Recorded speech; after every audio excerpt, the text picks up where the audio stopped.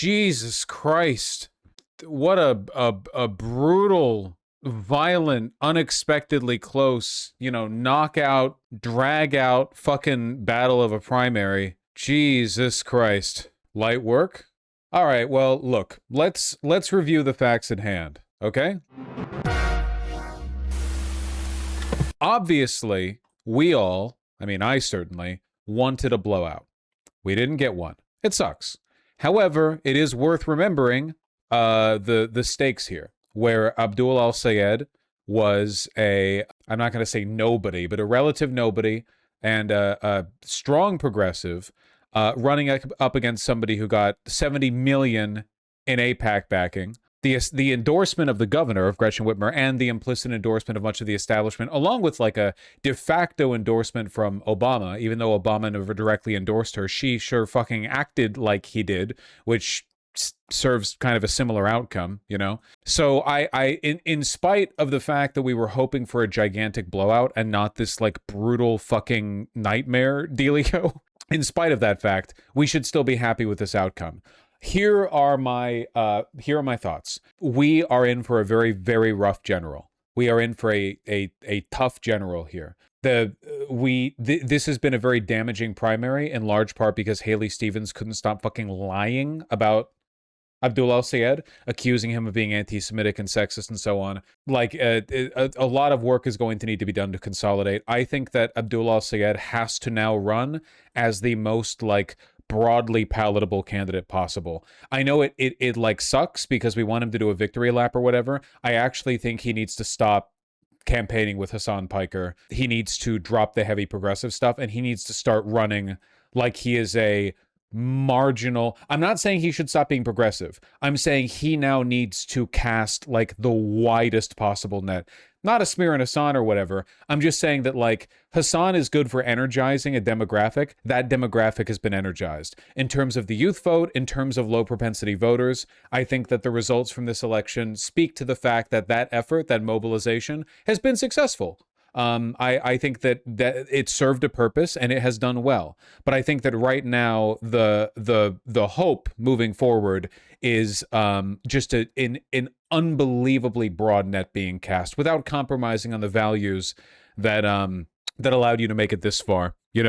Keep in mind it's a purple state, and we are not guaranteed victories. We're not guaranteed victories. It'd be nice, it would be great, but we're not. It's time for vague slopulism. I mean, listen, I'm just saying, and by the way, here's what we should look out for, okay? Stevens is funded by the same people who back the Republican Party.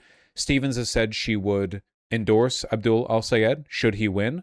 Whether or not she actually will, I hope she will. I think it'd be pretty dumb of her to make that promise and then not follow through on it if she wants to have like a future career. That'd be pretty bad, in my opinion. I think that what we're looking for now is signs that the broader Democratic establishment can get over itself and can consolidate behind Abdul al-Sayed, even if some people are still ass mad about his victory. I know that like a lot of people are going to be mad about the close margins of this race, but the fact that Haley Stevens couldn't win this primary, even with her endorsements and the unbelievable amount of money she had propping her up, is such a fucking indictment of how she would have performed in the general. It's so bad.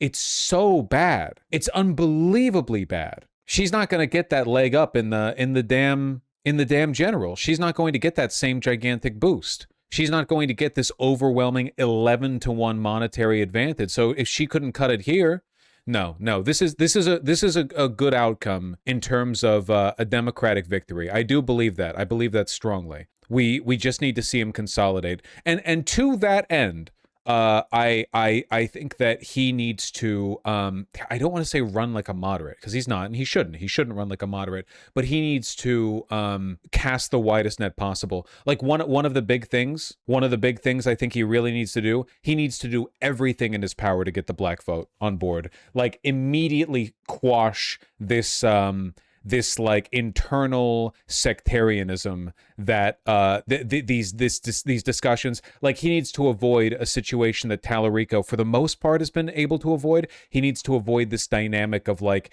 every time he holds a press conference, people are like, well, how are you doing with the black vote or whatever? Like what are you doing to show black Michiganders that they're like he needs to do everything that he can to avoid that. I would like to believe, and I mean, I'd like to think sometimes cynical person when it comes to the Democrats' actual like willingness to win the elections they claim to want to win.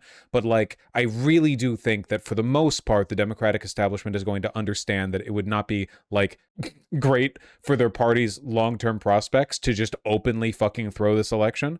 That's my hope. That's my thought. That's my feeling. Oh man, what a crazy election. Progressive victory absolutely made like a real difference here. Yeah, it's Abdul Al-Sayed's time to walk around with the Obama cutout. It is his turn to get the Obama cardboard cutout. That is true. It's absolutely true. It's more than fair that it is his turn. Absolutely. New York Times still doesn't call the race. It's fine. It's fine. It's fine. It's fine. Let's not split hairs here. When Stevens endorses him, she should give him the cutout. What a brutal, brutal race. God damn. I'm still recovering. I'm just thinking on it. It'd be better than a cutout? Obama. What Obama's not endorsing him. Obama for the most part stays out of contentious internal politicking within the Democratic Party because he prefers to maintain his like celebritydom status inside the party. But I think there is a possibility of him perhaps being a little bit more vocal, if for no other reason than because like this sort of big ticket opposition to Republicans is going to more and more be like the narrative of the Democratic Party, even for the moderates, right?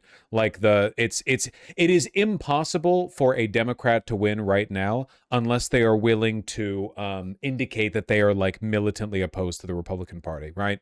Anti-Republican Party sentiment in the Democratic Party is so strong that you're not gonna. There's a lot of leeway being given. You can make contentious calls inside the Democratic Party if it serves the broader intent of pressing back against the Republicans, is my point, I suppose. So maybe there will be some involvement there. I really don't know. I don't know anything. I know literally nothing. My brain is empty, especially after an election like this. Man, where do you think McMorrow voters would have gone? I think McMorrow voters genuinely might be like a 50-50 split. I like McMorrow was endorsed by Elizabeth Warren. Like she was the progressive candidate, like a progressive option outside of Abdul Al-Sayed, or at least she was perceived as such. So I don't feel that her split would have been like, I would have leaned heavily either way. You know what I mean? Crazy, right? God, I can't believe how this all played out. I really did hope for a blowout, not just because I want to rub it in the face of the liberals who arrogantly pitch us the most unbelievably uncharismatic candidates in human history, but also because I think it would have served us well going into the general. But who knows? Who knows? Man, oh man, oh man. Sorry, I know I'm repeating myself. It's just, man, what a stressful fucking stream. What a stressful stream. It's so much. It was entertaining. Oh, for sure. No. I mean, it's all great television. Just, bad for your fucking longevity is my point. It's going to toast your brain in the long run. Some El-Sayed campaign celebrations. No, I'm happy for them, but I can't be watching all that right now. Even if Abdul wins, is it fair to say we already don't have a democracy if the system even allows for a candidate to have this level of corpo money? Yeah, I mean, like my broader point along those lines has been that like, yeah, even if we get the outcome that we want here, the fact that this is even the dynamic that we're dealing with is really, really, really damning with regard to like the democratic legitimacy of our elections. Abdul winning by an overwhelming amount would have been very positive, I think, in the sense that it means that AIPAC's influence is waning considerably, that they're not as capable of influencing outcomes. They still are, but I still think the result here is a sign of their weakness. I think it's difficult to run these like center arguments, I think, with the live streaming and the political audiences, because people basically just want blowouts in either direction, don't they? You know what I mean? People want to like, oh no, democracy is 100% dead and AIPAC crushed it, or like AIPAC is done.